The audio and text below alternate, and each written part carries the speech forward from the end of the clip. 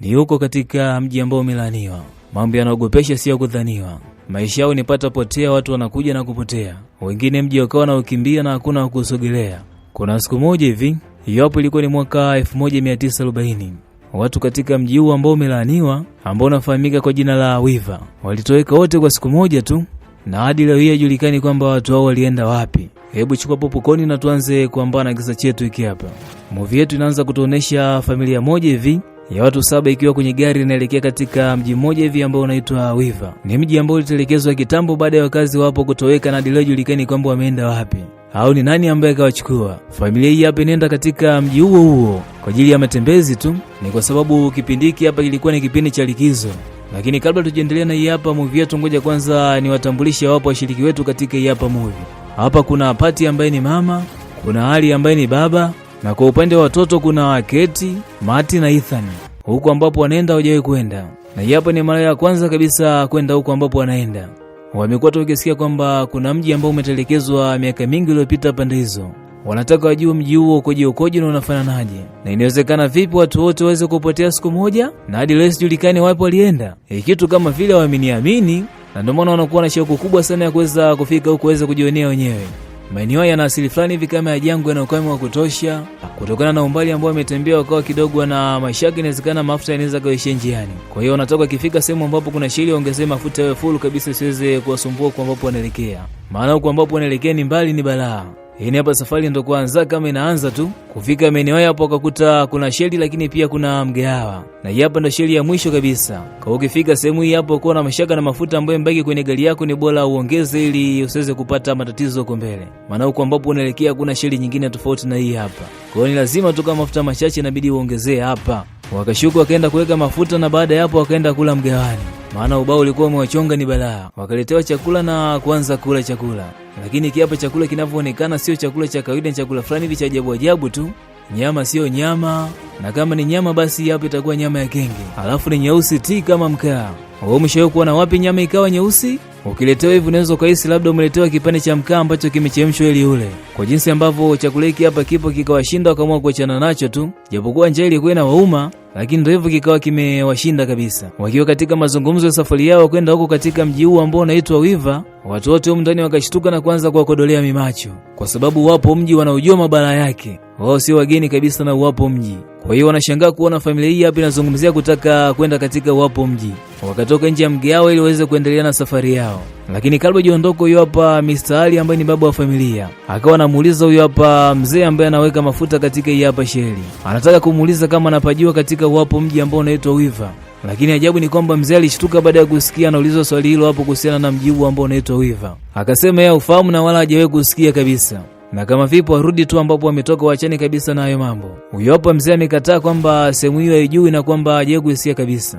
Ni kwa sababu hataki kuona familia hii hapa inaenda huko kuangamia. Mistari akaamua kumpuuza huyo hapa mzee na kuendelea na safari yao. Mwanzo kabisa safari yao inaonekana kwenda vizuri tu. Wanafurahi, wanacheka, wanapiga story. Mambo yanaonekana shikide mukide, yani yako safi kabisa. Mbele wamekaa baba na mama na nyuma wamekaa watoto. Kutokana na huko ambapo wanaenda wapafahamu, basi wako wanatumia ramani kuweza kuangalia location ili waweze kufika huko ambapo wanaenda. Kitu pekee ambacho wanakijua wao ni kwamba watu wa mji huo walipotea tu katika mazingira ya kutatanisha, wakatoweka kwa siku moja wote, na mji huo ukatelekezwa mpaka leo hii. Lakini vitu vingine ambavyo vinaendelea hapo katika huo mji hawajui chochote kile. Na ndio maana wanataka kwenda kuangalia huko. Lakini kama ungekuwa unajua bara lake, wasinge hata thubutu kutaka kwenda. Inasemekana kutokana na mabalaa katika huo mji, basi watu wote ambao wamekuwa wakifika katika huo mji hawajui kurudi hata siku moja. Na wenyewe pia wamekuwa wanapotea. Kwa hiyo hata hapa familia huko ambapo inaenda, sidhani kama inaweza ikafanikiwa kuweza kwenda salama na kurudi salama. Wanapiga jicho nje, wanakuta kuna kitu fulani hivi kama ndege ilianguka sehemu hii hapa. Wanaisogelea kwenda kuiangalia, wanakuta kweli ni ndege, na inaonyesha ilianguka miaka mingi sana ambayo imepita. Lakini ukweli ni kwamba kitu ambacho kilisababisha ndege hii hapa ianguke ni viumbe ambavyo vinapatikana katika mji huu ambao wanaelekea wao. Walipomaliza kuishangaa ndege, wakajipakia kwenye gari na kuanza kuendelea na safari yao. Wanajaribu kupiga simu lakini simu haifanyi kazi. Unajua ni kwa nini? Ni kwa sababu huo mji ambao wanaoendea tayari wameshaufikia. Mji huu ni wa balaa na sio mchezo. Na ndio maana wakaupatia jina la mji wa laana. Na ndio maana ukikaribia tu kufika katika hapa mji, basi kuna baadhi ya vitu waga vinaacha kufanya kazi. Kama ni network unakuta inakata. Ile kufika tu wakaanza kuishangaa mji huu hapa wa Wiva. Mji upo kimya, nyumba zipo lakini watu hakuna hata mmoja. Watu wote walishaga toweka na kuacha mji peke yake. Sasa familia hii hapa imekuja kujionea kwa macho yao wenyewe. Maana hizi hapa story walikuwa wanazionaga tu, lakini pia kusoma katika vitabu. Wakaingia kwenye moja ya jengo ambalo linapatikana hapa. Hii hapa ilikuwa ni pabu. Wanacheki wanakuta kuna bia kwenye meza na pombe zote ambazo wanazifahamu, lakini pia ambazo zifahamu wewe zipo hapa. Wakaelekea tena kwenye jengo lingine ambalo lilikuwa ni hoteli. Wanacheki kwenye meza wanakuta kuna chakula na masalia mengine. Inaonyesha siku hiyo watu walivyotoweka. Kuna wengine waliotoweka wakiwa wanakula chakula katika hii hapa hoteli. Wakaendelea kuzunguka kwenye nyumba tofauti na vyumba tofauti huku akishuhudia maajabu katika hii hapa sehemu. Ithani kama kaida yake akawa anaendelea kupiga picha kwa kila kitu ambacho anaona kwake kinamvutia. Akawa anakutana na vitu vya ajabu, michoro ya kutisha. Wakiwa wametosheka na kuangalia mambo ambayo yapo katika hapa mji, basi wakaona kutoka zao na kuelekea kwenye gari ili waweze kuondoka. Wanaingia kwenye gari, wanawasha gari lakini gari haliwaki. Nini tena hii? Mzee anapiga starter lakini hamna kitu. Mabalaa tayari yameshaanza kuwapata. Na hiki ndicho ambacho viumbe vya hapo woga kinafanya. Yaani ukija na gari vina paralyze kwanza gari na mambo mengine yanaendelea. Ili tu kama unataka kukimbia na kurudi nyumbani basi ushindwe. Wanajaribu kuangalia kama kuna shida katika injini lakini hakuna shida yote ile. Wanajiuliza nini kimetokea, mbona gari wamekuja nayo hapa ikiwa nzima kabisa? Na wakisema watembee kwa mguu kurudi nyumbani walipotoka hawawezi. Maana ni mbali sana, ni maili za kutosha. Na hata wakisema watembee basi watatembea mwezi mzima. Lakini sasa katika mwezi mzima ambao watakuwa tembea watakuwa nakula nini? Maana chakula ambacho walibeba ni cha siku 2 hivi. Wakicheki jua wanaona ndio hilo linataka kuzama.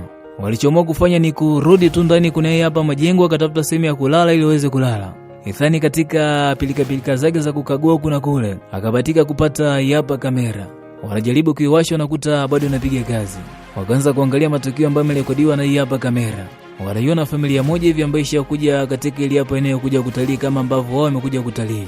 Lakini ghafla tu familia hii hapa ikatoweka katika mazingira ya kutatanisha. Akasalia huyo hapa mwanamke ambaye anaelezea jinsi ambavyo tukio hilo lilivyokuwa. Familia hii baada ya kuangalia video hii hapa katika hii hapa kamera hawakuweza kabisa kuamini, wakaisi labda inawezekana ni mchezo tu wa kuigiza. Wakapuuza na kuamua kulala. Wakiwa milala, Mr. Hali aka baba wa familia akawa nasikia kama kuna kitu fulani hivi kinagonga upande wa pili huko. Akaamua kuamka na kwenda kuangalia ni kitu gani hicho ambacho kinagonga usiku wote huu. Wakati huo familia yake ikiwa milala usingizi fofofo kabisa. Haijui chochote kile ambacho kinaendelea upande wa pili wala sehemu yote ile. Mzee kutembea kinyonge alikuwa mbebelea bastola pia. Anamulika nakuta ni chuma kilikuwa kinagonga katika mlango. Mara ghafla tu likatokea bundi na kumshtua kwa mlio. Mzee alishtuka na kupiga kelele mpaka familia yake kule ambayo ilikuwa imelala ikasikia. Wakawa wanaita baba, nini kimekukuta baba? Mzee akaenda kuwatuliza na kuambia kwamba hakuna shida yote ile, kuna bundi tu limenishtua huko. Baada ya kuambia kwamba hakuna shida yote ile, wakarudi tena kulala. Wakiwa wamelala, kuna kiumbe kinaonekana kinawalia dolia, kinawasikani kwa ukaribu kabisa ili kiweze kuangamiza. Asubuhi kumekucha, wakuwa nafungasha pale mizigo yao ili waweze kuondoka. Wanatoka nje wanatazama gari alipo. Nini tena hiki? Hajulikani gari imeenda wapi, nani kalichukua, na kama kuna mtu kalichukua mlichukua vipi, na wakati wao walikuwa naliwasha liwaki. Lakini pia ukiacha hicho hapo, funguo pia wako nayo wao kama wao. Sasa huyo ambaye ameondoka na gari katumia funguo gani kuweza kuondoka nayo? Hata wao pia wajui. Wakiwapo wanajadili nini waweze kufanya.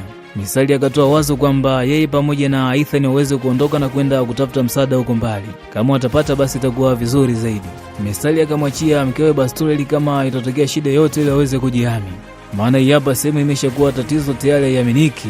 Safari ya kuelekea huko ambapo wanaelekea ikaanza. Ni safari ya baba na mwanae. Wanazidi kuchapa mwendo na mwendo unachapika kwenda kutafuta msaada. Maana mambo tayari yameshakuwa magumu. Gari lao limetoweka tu katika mazingira ambayo eleweki.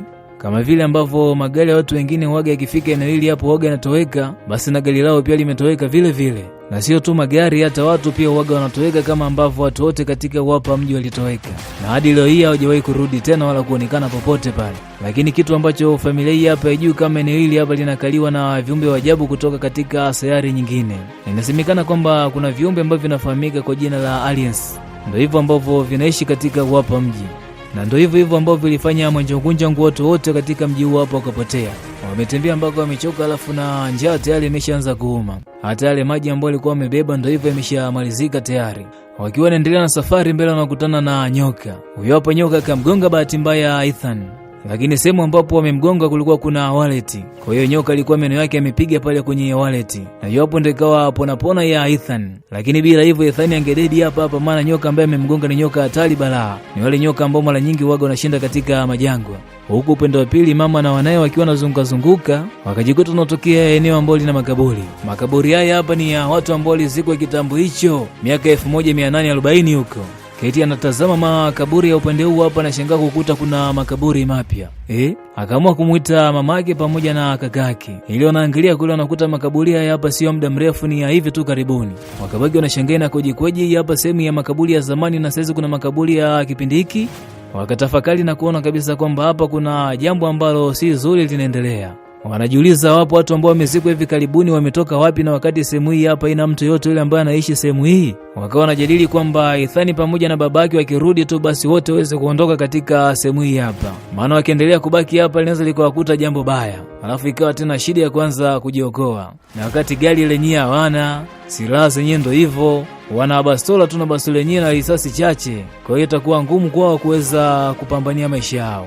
Mama akawa anawaambia wanae kwamba yeye anatoka mara moja nje, lakini sio muda narudi ndani. Kwa hiyo wao endelee kubaki humo ndani.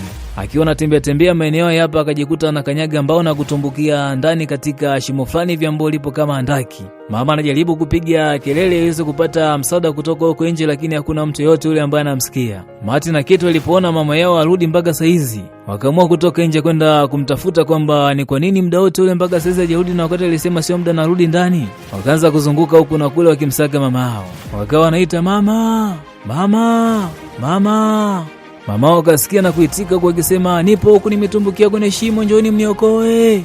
Walienda kutazama kule wanamkuta mama wao ametumbukia kwenye shimo. Shimo lenyewe ni refu ni balaa. Yaani limeenda chini kabisa kule. Mati akachukua kamba ili aweze kumsaidia mamake aweze kutoka shimoni. Wakiwa wanapambania kutoka wakawa wanasikia kuna sauti ya kiumbe kinakuja kwa spidi ya ajabu kinataka kuja kuwamaliza.